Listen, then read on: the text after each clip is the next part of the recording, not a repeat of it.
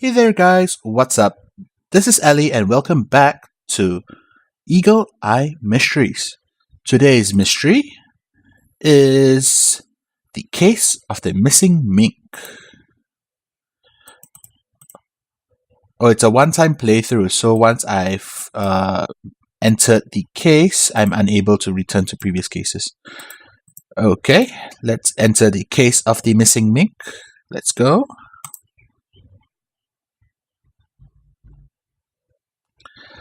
And now for some backstory on our case.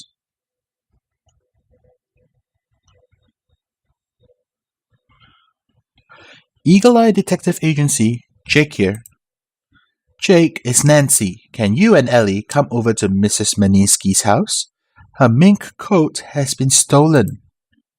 Mrs. Maniski has been robbed? We'll be right there. Okay, so many robberies in this little quiet town. Let's head to Mrs. Maniski's house to gather some evidence.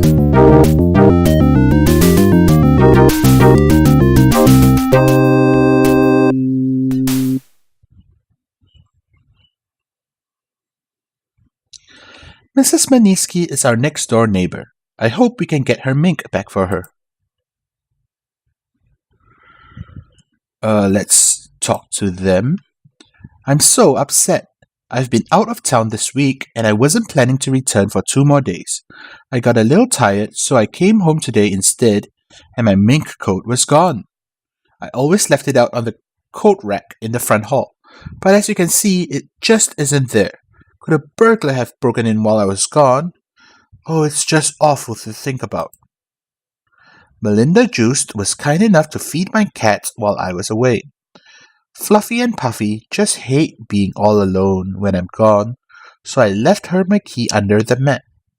Perhaps she noticed if any strangers were lurking about. You know, I never really wear the coats anymore because I read about how they raise the minks in cages. I don't approve of cruelty to animals, but it is worth a lot of money, and oh, the memories. I do want it back. Let's talk to Nancy. Perhaps she's found some information. Willie Barr and Mike Walker were playing baseball in the yard under Treehouse yesterday. I saw Mike climb the fence into Mrs. Maniski's yard at one point, but I didn't notice when he came back. Mike. Mrs. Maniski's mink coat is missing from the coat rack in the front hall. There's a sticky stain on the rug under the coat rack. It looks like something was spilled there. Mrs. Maniski's bedroom is upstairs. She has a carved wooden jewelry box on top of a bureau. The jewelry box in Mrs. Maniski's bedroom contains a few rings, including one with a diamond. You also see a silver necklace and some earrings. Whoever took the coat didn't search the rest of the house. This jewelry is valuable. That jewelry box was the first piece I looked after I saw the coat was missing. I was so relieved to find my diamond ring. It was my grandmother's. Okay, so we had to look for Melinda Juiced and Mike Walker. Okay, let's check out. This is probably the.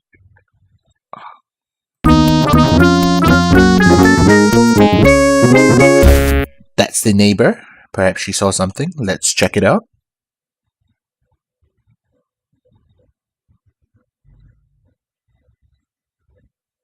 Mrs. Harper lives in a really big house.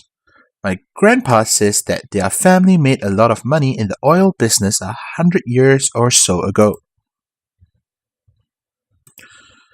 Mrs. Harper,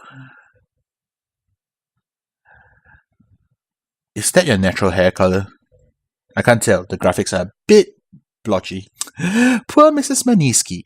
I'd just die if anything ever happened to my mink. It's full length, and I'm very proud of it. Why, Melinda Juice positively drools every time she sees it. She's forever asking me to let her try it on. She just loves fur, but she's never owned a lovely fur coat like mine or Mrs. Maniski's. Those coats are awfully expensive. Of course, I'd never let Melinda borrow it. She's a dear, but she's so clumsy. Every time she comes over for tea, she manages to spill something. Most of Mrs. Harper's furniture looks old and expensive. There's a beautiful black grand piano in the center of the room. The music on the piano is Beethoven's Für Alice, or Elise. How do you pronounce that? Okay, so currently it looks like Melinda. Let's go check the park and see if we can find Mike Walker. There seems to be an event. Let's go check it out. Mrs. Maniski, Melinda Juice, and Mrs. Harper all belong to the Richview Garden Society. Perhaps if we talk to the people here, we'll learn something. The flower exhibits are beautiful and intricate. It looks like it took a lot of work to set them up. Such a shame about Mrs. Maniski's mink being stolen. I won't wear any animal skins at all, myself. So I really admired Mrs. Maniski for not wearing hers. People of her generation weren't as aware about animal rights as we are now, like Linda Harper. Why, she didn't even take off a mink coat when she helped me set up the flower display yesterday, and it took all day. On my way to pick up Mrs. Harper yesterday, I passed Mrs. Maniski's house. Melinda Juice was there, getting the key from under the mat. She was carrying a big ice cream cone. I keep telling her that sugar-filled products like that are fattening, but she's got a real sweet tooth. Okay, so the stain seems to be ice cream. Let's gather more evidence, see if we can find Mike Walker.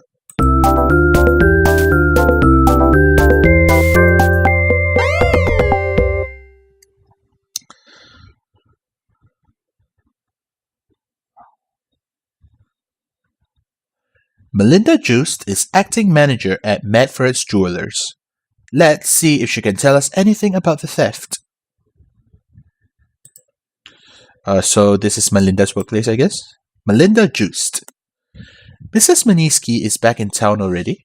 She told me that she wouldn't be back in Richview for 2 more days. I know the mink coat that you're talking about, but I didn't notice whether or not it was there this week. Mrs. Maniski left the key for me under her mat so I could get in and feed Fluffy and Puffy, her Siamese cats. We made the arrangements when we were having tea with Linda Harper and Sylvia Torres of the Garden Society. Mrs. Maniski told me she would leave a key under the mat, and it was right there when I stopped by.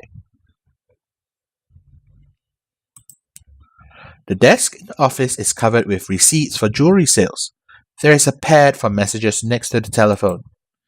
A message with today's date on Melinda Juice's desk read, Samson's Fur Cleaners.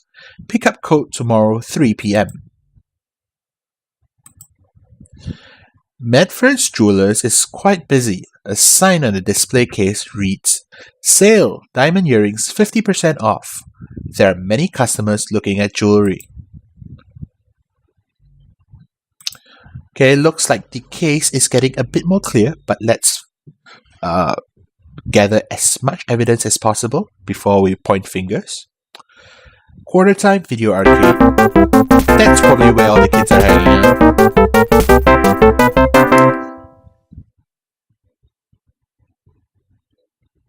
Zoom, zoom, zoom. Mike Walker and Willie Barr are best friends. They hang out here a lot on weekends.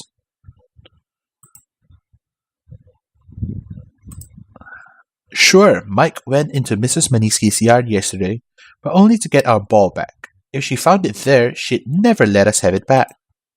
I climbed a tree to check out where the ball went, so I could see him the whole time. He didn't go into her house. No way. Okay, so he has an alibi. I only climbed into Mrs. Maniski's yard to get my baseball. We were playing ball under the treehouse and I accidentally hit one over the fence. Mrs. Maniski gets real mad if she finds us playing in the yard. She has those expensive flowers, I guess. So I got out of there fast. Almost got snagged too. Melinda Juice was coming out of the house carrying a big package. I grabbed the ball and ducked behind the garage, but it was close. Mike's gym bag contains his baseball uniform and a ball. The baseball uniform is dirty. A flyer for the skateboard club is tacked to the arcade bulletin board. A notice says the girls' softball team sign-ups start next week. A coupon for free ice cream and sweet treats is tacked to the board. A note on it says free when you buy 50 tokens. That doesn't seem relevant. Let's check if... Nope, that is all. Let's go back to Maniski's house and uncover the crime there.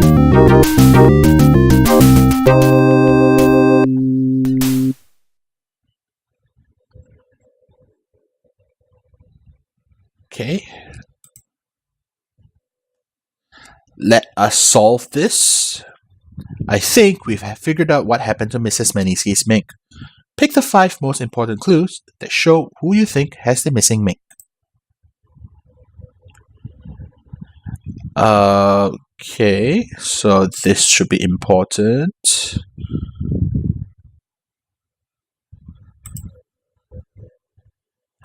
Fur cleaning.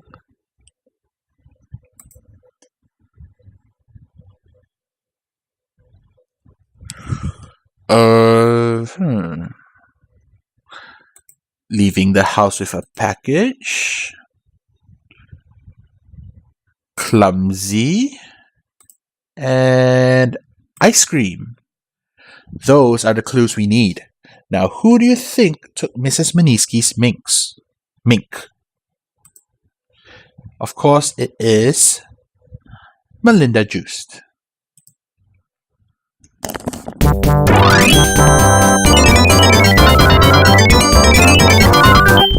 You're right. Melinda Juice is responsible for the missing mink. Let's check the evidence. Mrs. Maniski told us that she left the key under her mat for Melinda Juice, so she could come over and feed her cats while Mrs. Maniski was out of town. Sylvia Torres told us that when she drove by Mrs. Maniski's house yesterday, she saw Melinda Juice stopping in to feed the cats. She said Miss Juice was carrying an ice cream cone.